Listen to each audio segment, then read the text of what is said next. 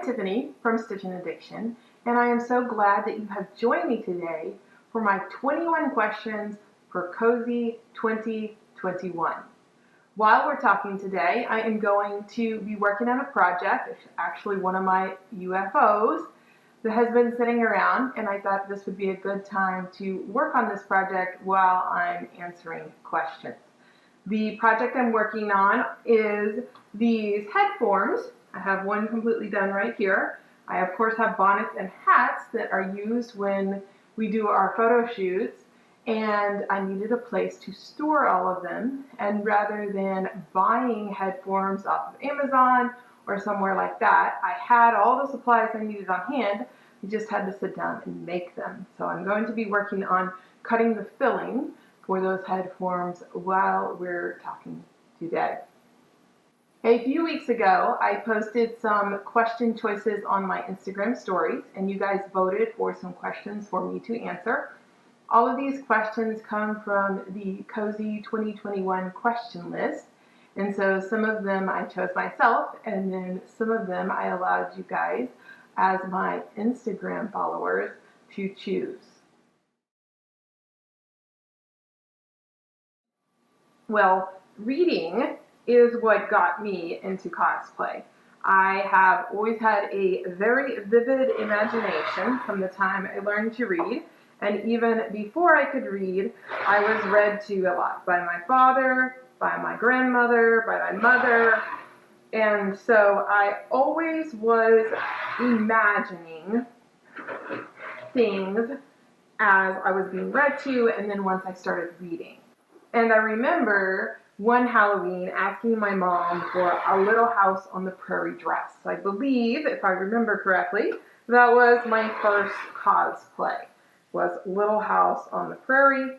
And then from there, I moved into Chronicles of Narnia. And then if you follow me on Instagram, you will know that I am currently working on both Little Women cosplays and on Jane Austen inspired cosplays. That would be my grandmother and my mother. My mother taught me a lot of the beginning sewing basics, but my grandmother is the one who made me really want to learn to sew, and who also taught me many of the more advanced techniques that I know and use. And we actually still do sewing together. She helped me do the alterations for my wedding gown and has helped me with numerous other sewing projects through the years.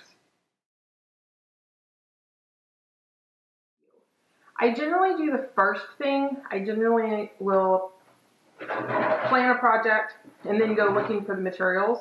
It might take me months and months and months to gather the materials because I'm looking for something specific, or I'm looking for a good deal, like a specific budget. However, sometimes I will buy things with a project in mind, and that project doesn't happen, and so then I will end up using that fabric for something else. So that does happen sometimes for me. Alright guys, this is a trick question, because if you know me or if you follow me on Instagram, you will know that fabric is the one and only addiction. It is the only thing I cannot say no to in my life. It's been that way my whole life. So I would literally buy all of them. If I had the money, I would buy every fabric that caught my attention, which is most of them. You can watch my Instagram reels to see my huge fabric stash and how I still buy fabric every time I find it at a good deal. Well, I would say my favorite material, hands down, is cotton. And the reason for that is because cotton does not slip, it does not stretch unless you buy jersey, which I don't buy jersey, and it also is not an expensive fabric. So whenever I'm sewing with something like silk or wool or even just bridal and fashion fabrics, I'm much more nervous when I'm sewing because it's much more expensive fabric. Whereas cotton, I can be more adventurous and daring with what I'm trying because I'm not as worried about it costing me as much.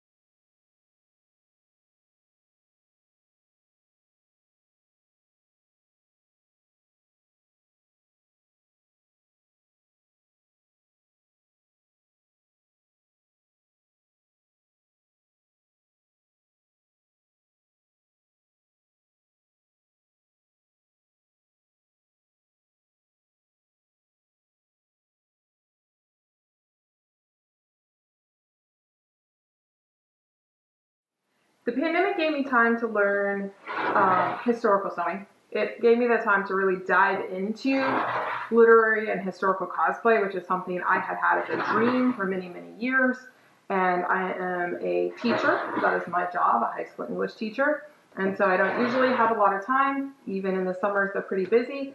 But when we went to online teaching for the first couple months of the pandemic, I had a lot more time in my schedule that I wasn't used to having. And so I used that time to really dive into the world of historical sewing, historical cosplay, literary cosplay. And then once that got rolling, I've been able to just take that and continue rolling with it even when life has returned to a more normal schedule.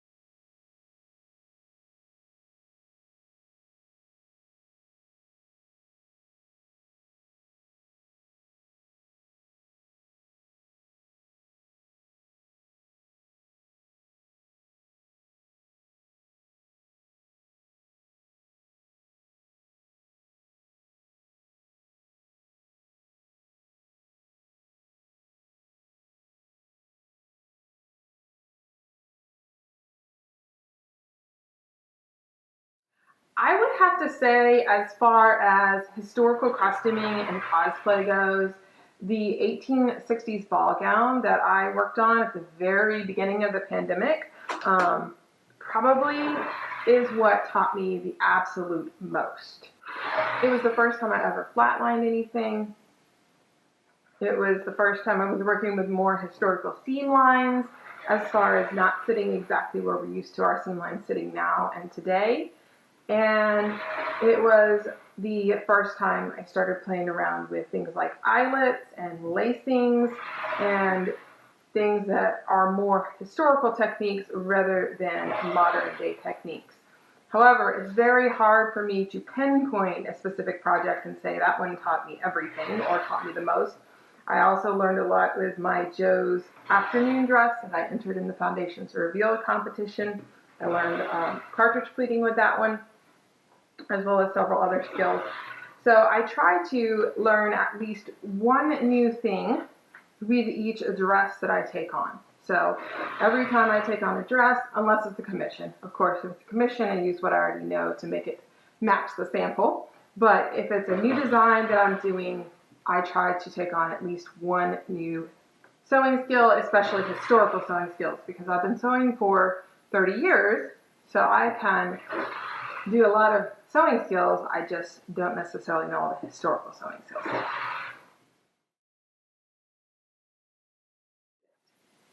Well, maybe this will surprise you, but I would actually like to revisit my Joe afternoon dress. Mostly because there's just a few things that I got in a hurry at the end in order to enter it in the competition. And so I wasn't able to complete a few things perfectly to my standard.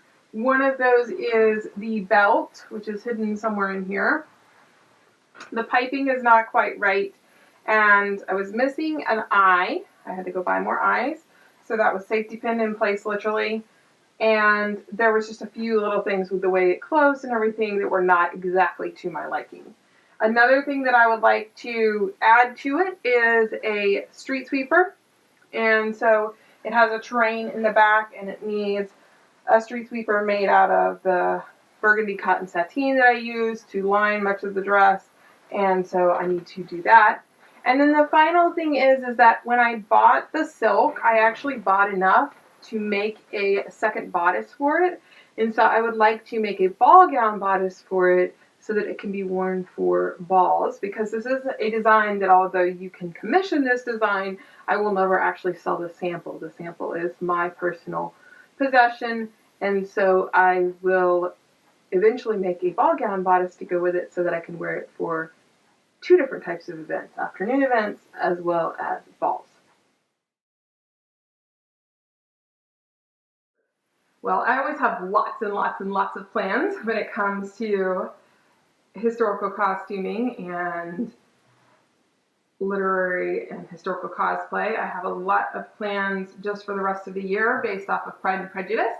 So stay tuned for some videos and photos on a Pride and Prejudice line of dresses and accessories that I'm currently designing and making samples for, and recruiting models to model for our photo shoot and video footage.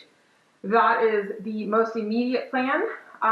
Some of you who have been following me for a while know about my project Becoming Jo March. So I, of course, plan to eventually finish her wardrobe. That's actually my big plan for next year. I thought I would be able to do the Pride and Prejudice and the Jo March this year, but I planned too much for myself, and so I have that as my big plan for next year. Well, I would like to costume Edwardian, and I know you're waiting for this. It is inspired by a book, Anne of Green Gables, but I would like to go further into the book series, not the first book, and I would like to costume Anne's teacher wardrobe. Because I'm a teacher, I greatly relate to Anne as a teacher, and so I would love to create her Edwardian teacher's wardrobe. And I have this box here. I actually have most of the fabrics already bought for this project because, as we already know, I cannot resist temptation when it comes to fabric. So I have this gorgeous silk cotton plaid. I have this lavender lawn for her underthings, her combinations. I have this gorgeous silk. I have this lovely wool. I have this gray rayon. I have this cotton green stripe. And finally, I have a fur for a fur capelet for Anne.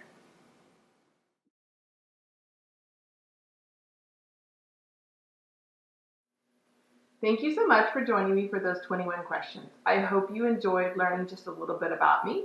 And if you have more questions that you would like for me to answer in a future video, or perhaps on my Instagram account, I would love for you to put them in the comments below. I did want to say just a bit about CoSy 2021. CoSy 2021 is an all-online event featuring costumers who are showing you different aspects of our craft. You will see lots of videos similar to what you see on my channel, some with much more creativity than me. So I definitely encourage you to check out the event. I've linked information below in the description box. I will be in 2 different videos that weekend. One is a collaboration with some other costumers, and I'm super excited for what we will be doing in our video together. And then the other will be Jane Bennett's dress, which is going to be made for a specific event in Pride and Prejudice, just like Lizzie Bennett's dress was made specifically for her walk to Netherfield. So if you enjoyed that video, definitely tune in for my video on Jane Bennett's dress that weekend. Definitely check out the information below in the description box and follow all of the other great costumers who will be presenting that weekend.